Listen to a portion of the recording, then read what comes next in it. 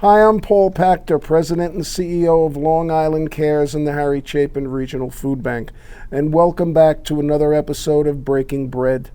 Today, my guest is Steve Chassman. He is the Executive Director of LICADD. I can tell you what that means, but I'd much rather let him do it. Steve, it's a pleasure to have you here. I'm really excited to see you. What's LICADD? Well, thank you, Paul, for the invitation, for being on. The work Long Island Cares does is an asset to all Long Islanders. So the Long Island Council on Alcoholism and Drug Dependence. So we're a bi-county organization. We were founded in 1956. Wow. That means we're in our 67th year of community service as a not-for-profit. And Wow. we all do our little piece here on Long Island, so it's an honor and a privilege to be here with you at Long Island Cares. Thank you. So what exactly does LICADD do for Long Island? Well, it depends on which decade you would ask us. We'll get into those. In 67 years, we've been able to kind of morph with the needs of the community, as you have. Certainly in the last 15 years, we know the issue of substance use, whether you're talking about opioids, whether you're talking about the pervasive dependence to alcohol, obviously with the legalization and commercialization of marijuana. From a public health standpoint, probably our mission's never been more essential to Long Islanders now than ever before. So I think there's some real challenges that confront not only Long Island, but New York and the country regarding substance use. And LICADD is on the forefront of education and prevention in over 100 schools, doing screening, brief intervention, referral to treatment for individuals and families in need of evidence-based treatment. And of course, we're one of the founding members of Thrive in providing relapse prevention and aftercare so that people or families on the road to recovery from substance use disorders could have additional support as they embark on the road to recovery. In your estimate, and you've been in this business a long time, you know what's going on, you know what kind of support and services individuals and families need. How significant is the substance abuse problem on Long Island? Well, when we talk about significant, listen, this is not the first substance use epidemic. You and I are probably old enough to remember a crack epidemic in the 80s, and I was living in downtown Manhattan at that time. Yes, I'm that old.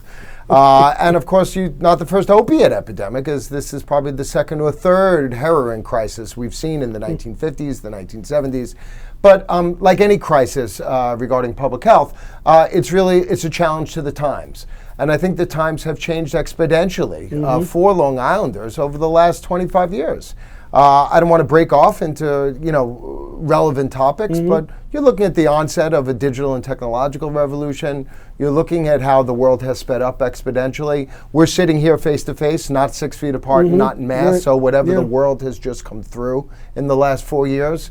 Social isolation, financial insecurity, fear, obviously an abundance of grief and loss around the COVID crisis. Those have always been the breeding grounds of self-medication. So whether you're talking about alcohol, cocaine and amphetamines on the rise, we know about the 15, 20 years pandemic around opioids, and we also know now there were some unscrupulous players and pharmaceutical companies, certainly in some unscrupulous prescribers here in Long Island and across the country. There are a lot of contributing factors. So, I always say this, LICADD's not trying to solve the drug problem. We're just trying to help one Long Islander or one Long Island family at a time. And we've done that successfully, I think, for 67 years. When we talk about substance abuse, drug abuse, alcoholism, the opioid crisis, and as you so perfectly put it, the COVID pandemic really just exposed so much about our society, about the way we live, the way we function. How do you see the average Long Island family when they really do need to come to terms with, let's say, their 18-year-old, 17-year-old son and daughter is addicted to, party drugs? How do you even begin the process of helping them? Well, when I say we're on the forefront of education and prevention, and we're in over 100 schools from Montauk to Elmont, we're implementing in schools what's called evidence-based prevention models, which I'm sure you know well, and your staff. As a social worker, you know that substance use, opiate use, alcohol use disorder is a psychiatric condition. It's in the Diagnostic Statistical Manual of Mental Disorders. So what we're teaching young people is healthy coping strategies for stress, for anxiety, for fear, for discomfort. let's face it, Americans don't deal with discomfort very well. I'm a proud Islander. I'm raised here. I live here. I was raised in Belmore, live in Northport, so I'm an Islander through and through. And I think we're dealing with a crisis in America with the inability to self-soothe, the inability to work through challenges without turning, unfortunately, at record levels to pills and powders and potions and prescriptions at a rate we've never before seen, and at a time where the world is really changing. What do you think is fueling all of this? I mean, it's nothing new. You as you said, you can go back 70 years and you can go back centuries. Right. People were dealing with substances. But other than COVID, what fuels this? What does it take to get someone to really get to a point where they need drugs to cope with? And I'm not just talking, painkillers or, taking an aspirin. What precedes a young person getting involved in, taking drugs that could be laced with fentanyl? Yes. I mean, I know that heroin all of a sudden has become the drug of choice, which is absolutely outrageous. What's going on with people that they're finding themselves in this position? Well, you mentioned the F-bomb, and it's literally the elephant in the nation right now. Yeah. Fentanyl has infiltrated the national drug supply. LICADD has never been advocates for recreational substance use. I mean, I believe drugs are a personal choice. We're not a temperance organization. We don't advocate for the use of them, but they've been an intricate part of society for a long time. First and foremost, the most deadly drug in America year after year is alcohol.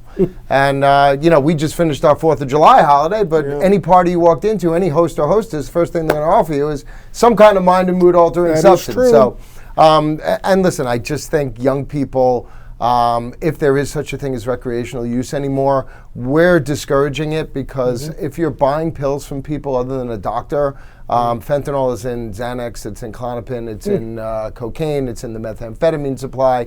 It's showing up and looking identical as prescription medications. And this is what's really contributing to the overdose or the poisoning rate that we've never before seen. You have to remember 2022, last year, in American history, was the most tragic year for fatal poisonings in American history. Whether we know it or not, and I know you know this, Paul, there was a time not too many years ago you were standing in the epicenter of the crisis in New York State, in that Suffolk County of all 62 counties had the highest incidence of overdose and opioid poisoning in the entire state.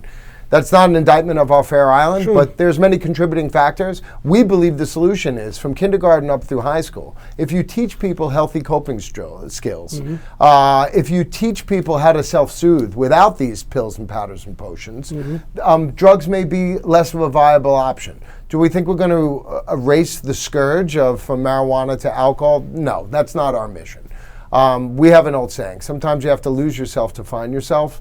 How people get into substance use, I think, is a multifaceted reason depending on the individual. You and I both know from your populations you work with and us, not everyone had a safe home to grow up. Not everyone had the basic human needs of food and nutrition. Correct. Not everyone was provided all, the basic human needs of love and nurturing that everyone. So, there's a host of reasons people get into self-medication, but ultimately it's not healthy for people.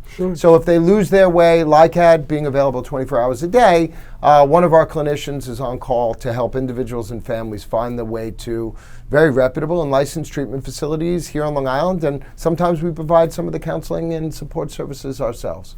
So you mentioned that you have programs in 100 schools. Yes. We have, I think it's 124 school districts. So that's a pretty impressive number of schools to be working with LICADD.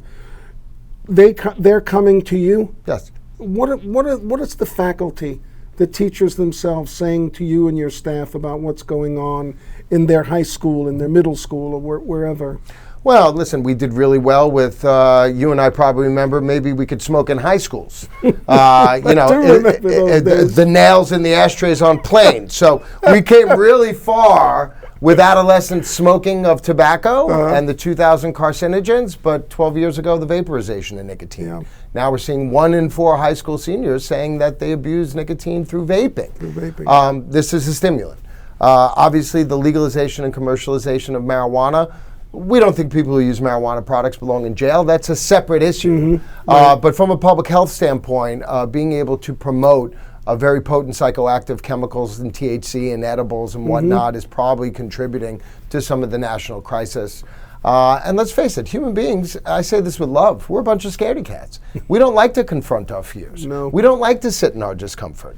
We immediately look for some outside self-soothing. Some people do it with shopping. Some people do it with gambling. Some people do it with online sexually acting out. And a whole host of Americans, from alcohol to opiates, use mind and mood altering substances. But ultimately, in the long term, like we talked about, unless they're given an alternative through mindfulness, through exercise, through understanding what healthy communication is and not just blurting out your ills online, because that could be dangerous unto itself.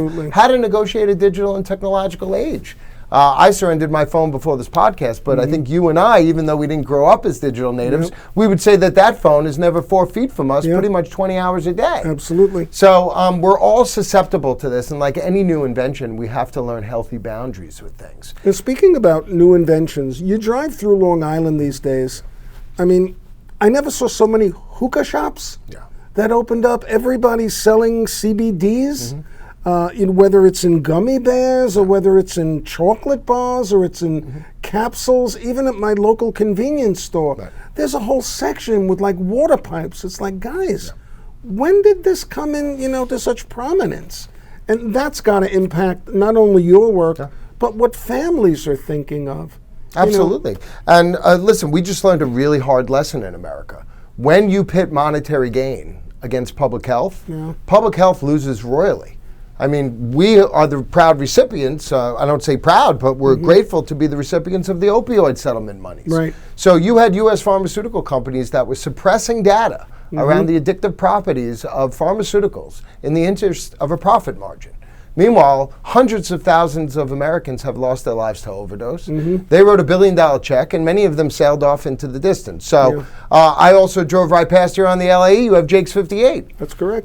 24 hours a day, that parking lot is full. We now know the Nassau Coliseum, where I first saw my first Billy Joel concert, getting ready for a casino with Hofstra and parochial schools that are within a half-a-mile radius. So you don't even need to go to casinos anymore. You can just pick up your phone. So, that's correct. The inundation of options for unhealthy coping mechanisms are always there. If we're not teaching our young people what the healthier ones are, it's a very slippery slope. And when you have multi-billion dollars in marketing, whether it's in vape shops, whether it's in alcohol sales and tobacco sales and gambling and on-site, or in the illicit or listed drug trade, legal or illegal drug trade. So there's a lot of things stacked against Americans right now. And being able to pick, as we say, pepper out a fly cock and say this is healthy, this is unhealthy. The truth is human beings, when they're in great periods of discomfort, we look for comfort over almost immediately.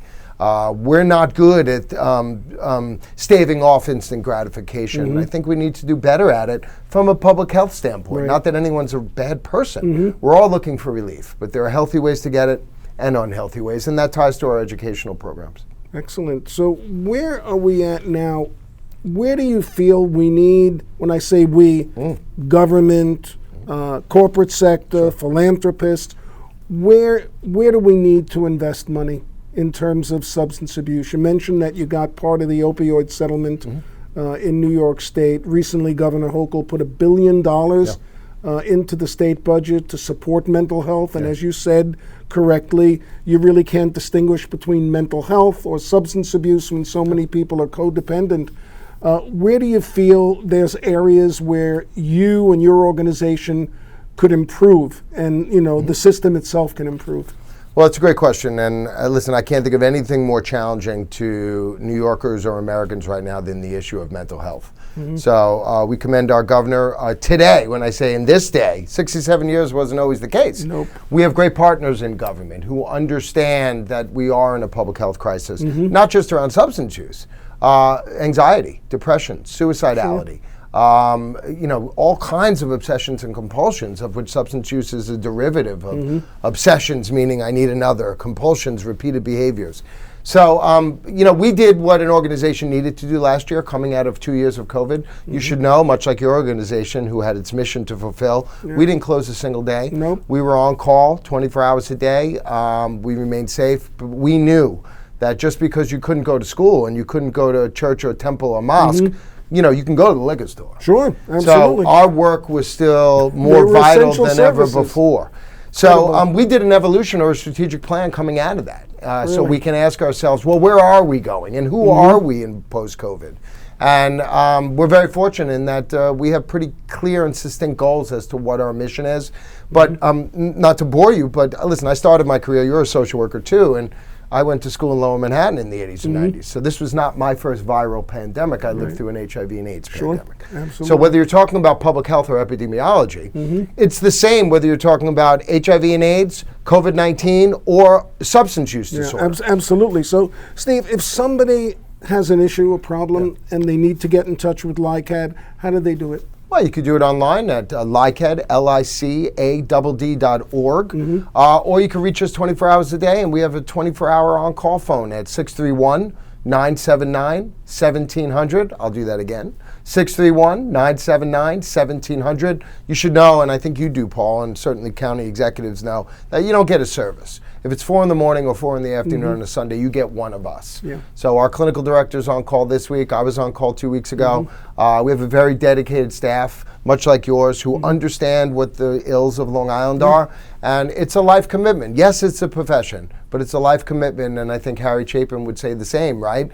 In service to others. Yeah, in service absolutely. to others. Steve, what a pleasure. All the pleasure was mine, sir. It's really, we're going to have you come back because these problems aren't going away, but we're really fortunate to have organizations such as yours working with the public. So, ladies and gentlemen, if you like what you see, please consider subscribing right here to our YouTube channel. We upload new episodes as we produce them. So until next time, this is Paul Pachter, President of Long Island Cares. Go out and do something nice for someone and take care of each other. We'll see you next time.